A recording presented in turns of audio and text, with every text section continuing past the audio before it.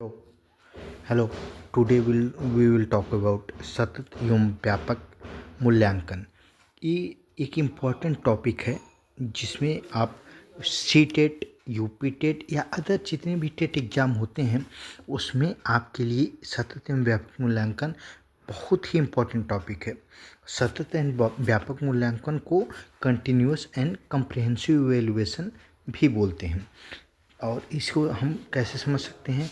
और सतत और व्यापक मूल्यांकन बच्चों के समुचित विकास का निरंतर और नियमित आकलन है और जिसमें विकास के सभी पहलुओं का विभिन्न विधियों व उपकरणों द्वारा व्यापक आकलन किया जाता है। मतलब अगर आप कंटिन्यूअस एंड कम्प्रिहेंसिव इवैल्यूएशन करना चाहते हैं, मतलब कि बच्चा आपका डे टू डे उसकी प्रोग्रेस कैसी है, उसके अंदर क्या है कि वो सीखने की जो क्षमता है उसकी वो कैसी है, या किसी चीज़ की ग्रैस्पिंग पावर कैसी है उसकी फिजिकल एक्टिविटी में डे टू डे प्रोग्रेस कैसा हो रहा है, उसकी क्या है कि नैतिक वैल्यू या एथिकल वैल्यूज में कैसे उसके इंक्रीमेंट हो रहा है, नैतिक मूल्यों में कैसे हो रहा है, दूसरे को समझने में या दूसरे के प्रति उसका जो है कि सडन रिएक्शन कैसा है उसकी, तो ये सब उसका एटीट्यूड कैसा हो रहा है, इन सबको आकलन करना, इन सबका डे टू डे इवैल्यूएशन करना ही तुम्हारा आपका सतत और व्यापक मूल्यांकन का लक्ष्य है। सतत और व्यापक मूल्यांकन को हम समझ सकते हैं। सतत, व्यापक और मूल्यांकन, इनमें 3 शब्द हैं, सतत, व्यापक और मूल्यांकन। अब इन तीनों शब्द को हम बारी बारी से समझेंगे। अब मूल्यांकन क्या होता है? मूल्यांकन कक्षा अधिगम प्रक्रिया के साथ साथ बच्चों की सीखने की गति, अवधारणा, ज्ञान, अभिवृत्ति, कौशल, व्यवहार, अनुभव आदि को जानने के लिए योजनाबद्ध तरीके से साक्ष्यों का संकलन, विश्लेषण, व्याख्या एवं सुझाव देने की प्रक्रिया है।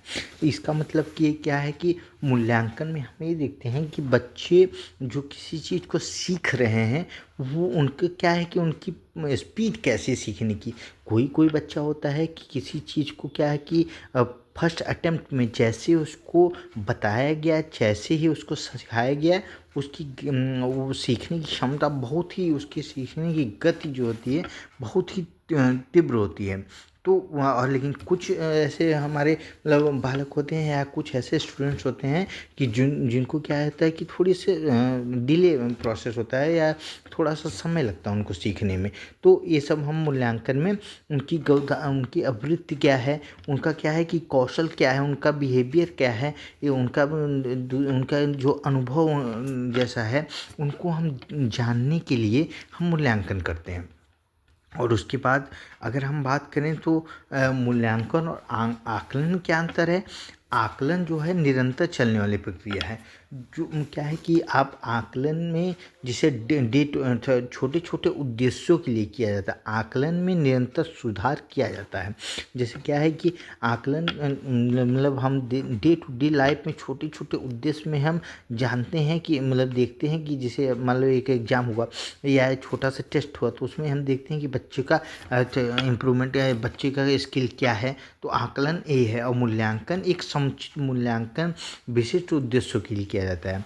मूल्यांकन द्वारा शिक्षकों, बच्चों और अभिभावकों को फीडबैक प्राप्त होता है। मतलब कि मूल्यांकन आपका ओवरऑल जो उसके इंक्रीमेंट है, आकलन में किसी एक या किसी छोटे छोटे उद्देश्य की हम जान सकते हैं, लेकिन मूल्यांकन में हम उसके ओवरऑल डेवलपमेंट को देख सकते हैं कि ओवरऑल कितना डेवलपमेंट बच्चे में हुआ। अब सतत मूल्यांकन क्या है? सतत मूल्यांकन का शाब्दिक अर्थ होता है जो हमारा सतत मतलब कंटिन्यूअस मतलब एक एक मोमेंट्स को अगर हम ऐड ऑन कर लेंगे तो उसके बाद एक लॉन्ग पीरियड के लिए, तो लॉन्ग पीरियड को देखेंगे तो हम उसको सतत जान सकते हैं। सतत होता है, एक कंटिन्यूअस प्रोसेस होता है सतत।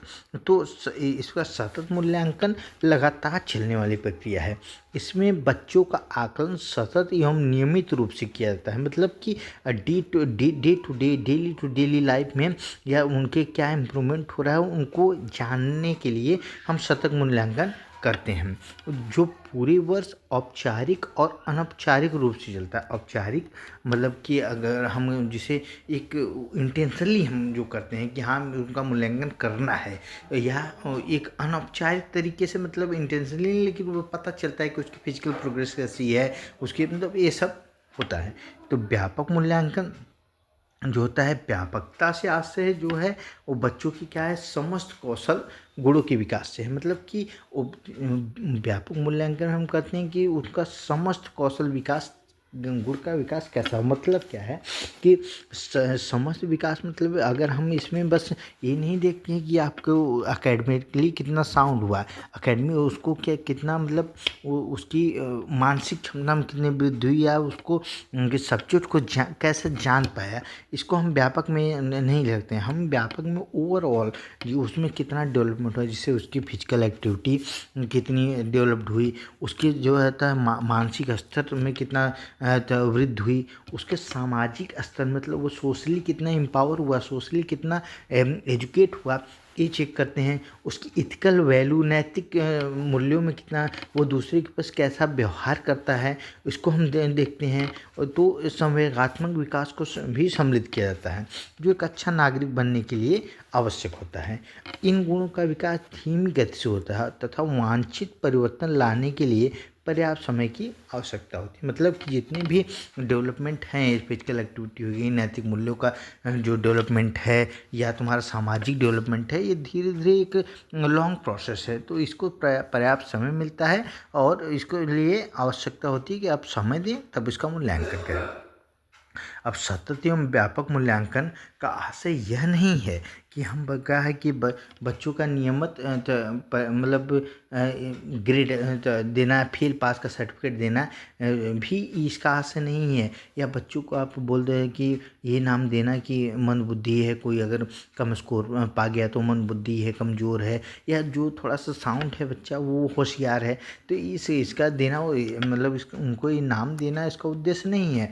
इसका बच्चों के डर के दबाव में अध्ययन के लिए प्रेरित करना भी इसका मतलब उन्हें डरा दीजिए कि इतने मार्क्स नहीं लाओगे तो आप मतलब ये प्रेशराइज करना इसका उद्देश्य नहीं है कि आप मतलब इतना नंबर लाना ही लाना है। उनके अंदर क्या है कि इंटरेस्ट को जगाना इसका उद्देश्य है, कि किसी चीज़ को सीखने के लिए बच्चे में इंटरेस्ट आ सके, ये इसका उद्देश्य है। सतत एवं व्यापक मूल्यांकन जो है उसका विशेषता है और महत्व क्या है। सतत एवं व्यापक मूल्यांकन द्वारा बच्चों के विकास के सभी पहलुओं का पता चलता है।